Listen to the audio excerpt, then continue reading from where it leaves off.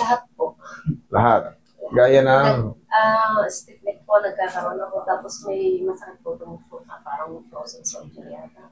Tapos nagkaroon din ako ng sciatica. Tapos, ito pong pangako pala medyo masakit din. Tapos, doon po napalo po akong lamesa, nagbubukas akong lamesa. Tapos hindi naman siya sumakit. Pagkatapos po ng isang linggo, saka pa lang siya. Tsaka sumakit. Oo, nagsasapatos po ako. May narinig akong tumunog. Yun. Pilay po ako. Hindi lamesa. Ganito yun. Tinamahan ka ng lamesa. Dapat at that moment, o kaya, in a few seconds, or in a few minutes, sasakit. Pero kung isang linggo ba lumipas, pero may ginawa ka nagsasapatos ka, napansin mo, parang nainat mo, lumagutok. Nung pagdiin mo, may nagbago Doon yun. Hindi pero na nakalakad. Yun. Doon yun. Kasi maraming buto rito. Tignan mo, simple lang ginawa, nagsapatos na, napilay ka na. Ang daming buto niyan, Ang daming buto niyan. Ngayon, yung pagtama dapat at the moment, meron ka na mararamdaman, masakit. O kaya pag habang tumatagal ng mga ilang oras, masakit ng masakit. Pero isang linggo, walang sumakit. Na-timing lang yung pag-isapatos, tsaka ka napilay. Hindi. May tumunog Sa dami ng buto-buto dyan, sa paa. So, hindi yung pagkapalo ng lamesa? Negative ka ron. Doon na yun sa lumagutok. Tapos, pumunta po kami sa orthopedic, wala naman pong nakita sila na... Walang fracture. Hindi ka naman mapapfracture. Kahit ganyan-ganyanin mo yan, hindi ka mapapfracture dyan. Pero yung mild dislocation, kaya hindi mo maidiin. Tapos ngayon, master na, hindi nakalakad. Umigi naman po. Tapos parang ngayon, pag Akong bubugbog. Tanggalin ko yan. Unahin muna natin sa procedure. Sa panga. Lahat po. Sige. Yung panga mo, nga. Sara. Okay naman. Tumutunog lang ng konti. May masakit ba ngayon? Wala po ngayon, pero naririnig ko pa po yung natunog. Walang problema sa clicking. Sige po. Walang problema sa clicking. Ito, meron to. Sabit. Frozen. Pero hindi pa sobrang frozen. Pero, wala nang ibang paputunguhan yan. Wala nang ibang patutunguhan yan. Pag lumipas pa ng mga ilang buwan, 1, 2 buwan, baka ganito, naangat pa. Susunod yan, mababawasan na yan. Hindi naman yan. Pinakamahirap niyan yung... Pero, awatin na natin. Mas maganda to na ganito pa lang, nadala nyo na sa ganito. Sa TMJD, clicking lang yan. Walang problema. Pero kung sumasakit-sakit, hindi po pwede. Pero kung clicking lang, walang problema yun. Basta hindi masakit. Dati po nasakit. Parang matagal na po ito. Nakaka-recover naman yan. Nakaka-recover pag paunti-unti. Kunyari, kumain kayo ng baboy, kumain kayo ng baka. Nangawit. Pero in a few days, 2 days, 3 days, wala naman. Wala yun. Wala kayong dapat ipag-alala dyan. Kailangan yan, sumasakit talaga. O kaya, tsaka hindi pwedeng i-adjust yan. Ngayon, sabi ko nga po, parang... Baka kasi pag in-adjust ko yan, kunyari, walang masakit ngayon. Walang masakit, clicking. Pag in-adjust yan, nabago yung posisyon, tapos sasabihin mo, Master, ibalik mo na lang sa dati. Kanina, walang masakit Yan. Yun ang magiging yan. Kaya hindi yan basa-basa ina-adjust. Kailangan, walang masakit. Kasi kung tumutunog-tunog yan, at hindi kayo komportable, maiirita yan, mangangawit yan. Doon, pwede na yan, adjust. Pero kung wala, nakakakain kayo ng bakal, wala mo problema. Kasi baka mamaya magsisi tayo pare-parehas. Sabihin mo, ibalik mo na lang sa una, Master, kasi kanina wala namang masakit Doon na lang sa una, mas komportable ako ron. Ngayon, nangangawit na yung dito ko tuloy. Okay? Ganun mag-assess. Relax lang. Hindi pwedeng, sinabi lang, binanatan mo kagad, tapos sumakit. Ulit. Palambutin ko muna to. Medyo may paga na sa loob to bago ko angatin.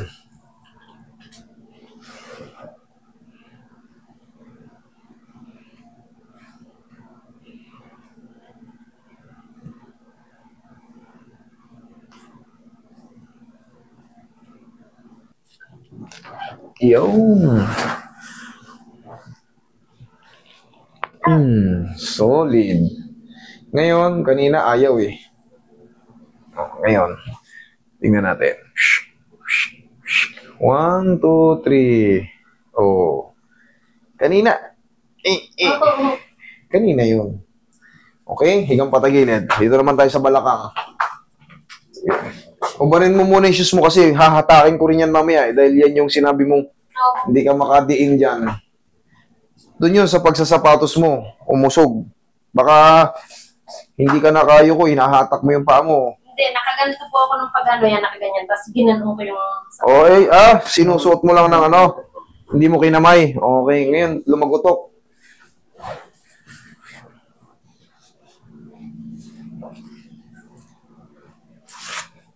Relax lang ha. Kabilang side.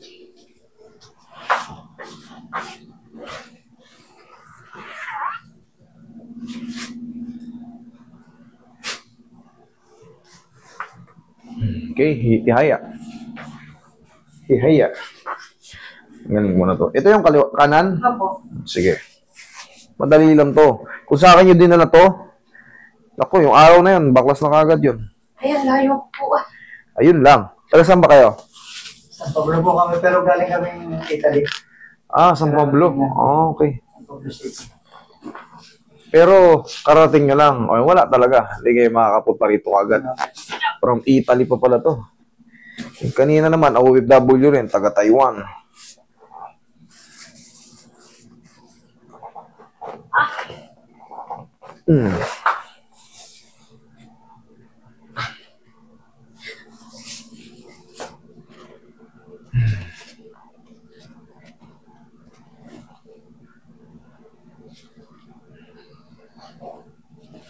Na alog-alog lang yan. Yung mga joint dyan. Boss, round. Tignan natin kung may sasabit. Sa tingin ko naman, babalikan ko yan mamaya. Dapa. Dapay.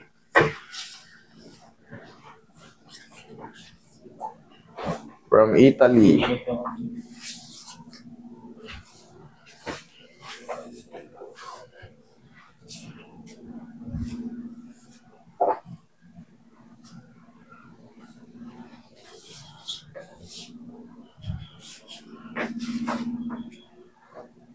Okay, relax lang.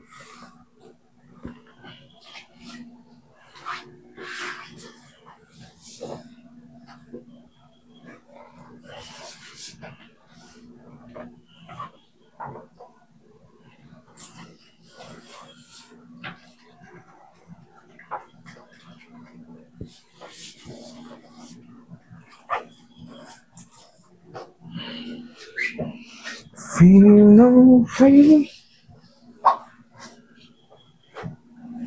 Boy, masas mo si madam.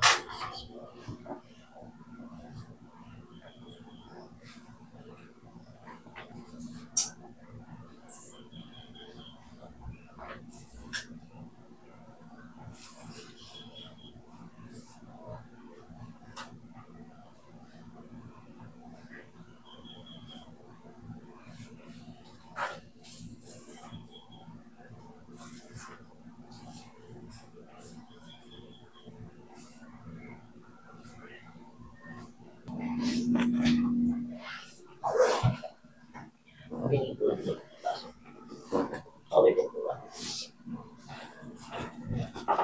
Sa dyan po yung kamay mo. Lagi sa tiyan yung kamay. Okay, relax lang. Inhale. Exhale.